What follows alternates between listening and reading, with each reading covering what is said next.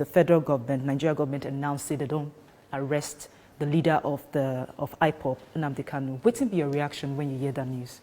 I was very happy. I was very happy for two reasons. First, you know, the man was on trial and he jumped bail. Okay? That in itself is a crime. And no legal system should accept that. It doesn't matter whether it is Nnamdi Kanu or Nasir el-Rufai. You're on bail. There are conditions to the bail. You have sureties.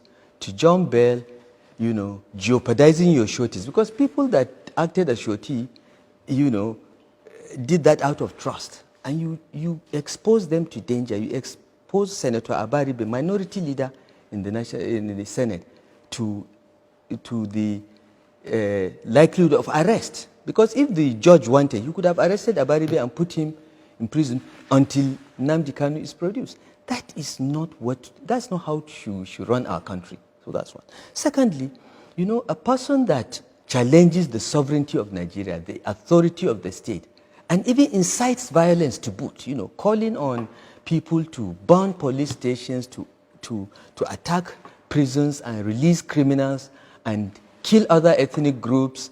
He refers to his own country, whose passport he carried to go to wherever he was, as a zoo. He insults every official. He has insulted me so many times, but that's okay. You know, we are leaders, so we have to be insulted, even by scallywags like Nnamdi Kanu. But how can you sit in the comfort of another country and be encouraging the killing of citizens, encouraging the likelihood of your own backyard to be a battleground? Who does that? If you are smart, you take battles to other places. You don't invite war to your own people. This is what Nnamdi Kanu is doing. He has violated several laws of Nigeria, and it was proper that the federal government followed the processes and used the Interpol red flag system to bring him to justice. And he should be brought to justice. He should have his day in court. If he's guilty, fine. If he's not, he has insulted us for nothing. We'll live with it. I congratulate the federal government. I'm pleased with this development. And this should be a message to all these separatists challenging the authority of the Nigerian state to be very careful. The government may be patient and follow due process, but in the end, you'll face justice. So, Your Excellency, you talk about the issue of banditry and kidnapping being something where the states, they currently battle with. Waiting the states they do, especially when you see, say, in the last couple of months alone, 3 schools, 9, they don't kidnap students from waiting the state they do. We don't talk to some parents and some guardians who tell us, say, the government no even contact them in the time when their children, their hands off the kidnappers. We have taken an official stand against payment of ransom for bandits. For a simple reason. If the bandits know that the government will pay ransom, it will only make them kidnap more students. The issue of kidnapping students, particularly girls, is a very sensitive issue and can be escalated to global levels. And these bandits know that. So if you as a state government pay, you are only encouraging them to do more of it. And we have so many schools, some in rural areas, that you can never adequately protect. And these bandits come in motorcycles, they come in 200s with AK-47. Even if you have 20 soldiers there, they cannot successfully, you know, defend against 200 soldiers with, bandits with the same firepower. So we debated this and said we'll never pay bandits. So how would you be able to help? So, but you see what the Greenfield parents said about us not contacting, it's not true. Our Commissioner Internal Security was engaging with them and listening to them, but the moment government visibly gets involved, the bandits even raise the ransom. Okay? They are not telling the truth by saying that we are not in touch with them. We are sympathetic. We said we will not pay.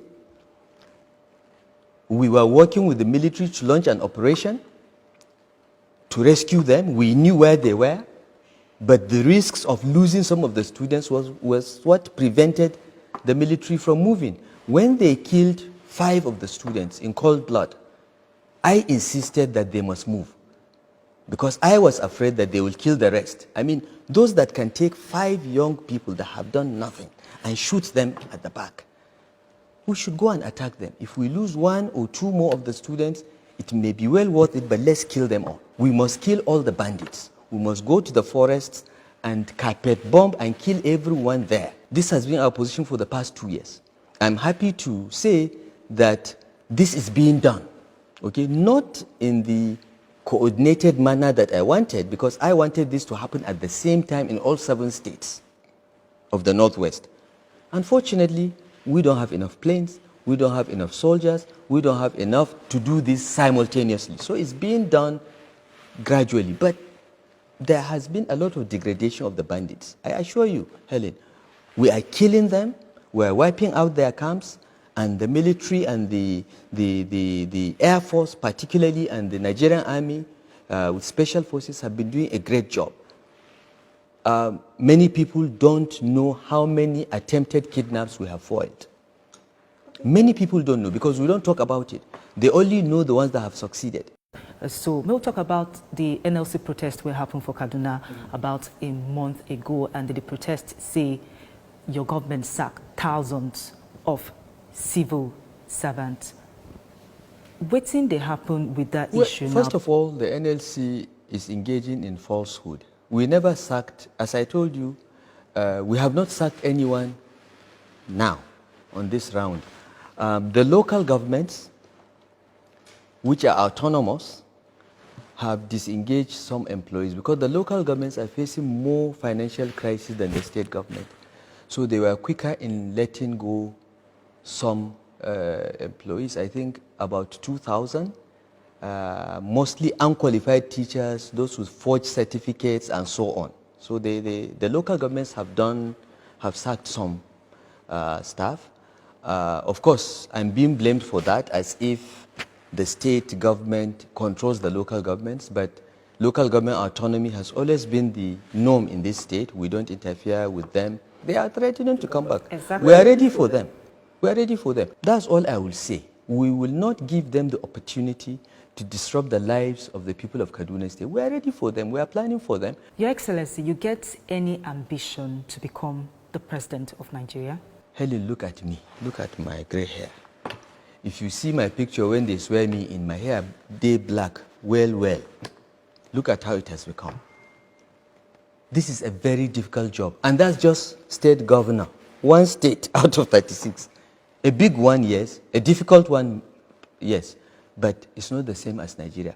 The presidency of Nigeria is a very serious job. It's too much for a 62-year-old. What about the office of the vice? I have not thought about it at all. I have said this over and over. I believe that in the system we have, the political system we have, after 8 years of President Buhari, the presidency should go to the south. You people say you did blunt. I won't ask about your style of leadership. Some people will say you too did tough, you too did blunt. In fact, the NLC protesters call you el-Rufai. Do you think that you're being judged unfairly? People think I'm arrogant, I don't listen to advice and so on. But these are people that have never interacted with me, have never worked with me, okay? If you ask those that work with me day to day, for all my public service career, from BPE to FCT to Kaduna, they will tell you that that's not the person I am.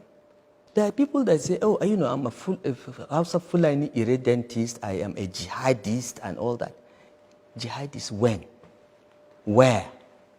I'm not even an active member of any Islamic organization. I'm a Muslim, a devout one, but I believe that religion is private. Even here in this office, when it is time for prayers, I just leave, I just take excuse as if I'm going to the bathroom.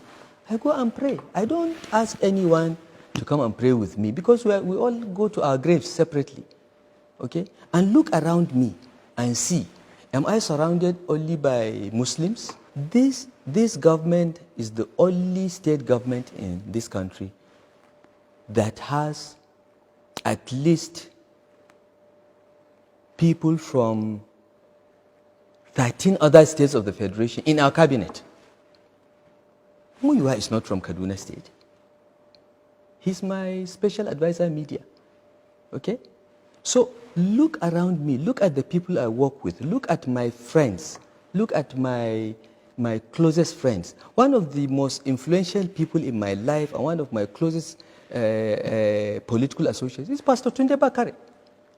It was Pastor Tunde Bakare that actually introduced me to Buhari and CPC.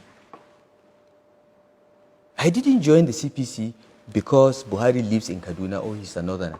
It was Pastor Bakare's nomination as his running mate in 2011 that took me to CPC. So if I am a jihadist, Islamic jihadist, why would Pastor Tunde Bakare be speaking to me? I've been suffering this presidential ambition suspicion since 2006. I have suffered it for 15 years today, Helen. And I'm sick and tired of it. There are people that are out to paint me in a particular picture so that I'll be out of the presidential race. They don't know that they are engaged in a futile task because I'm not in any race anyway.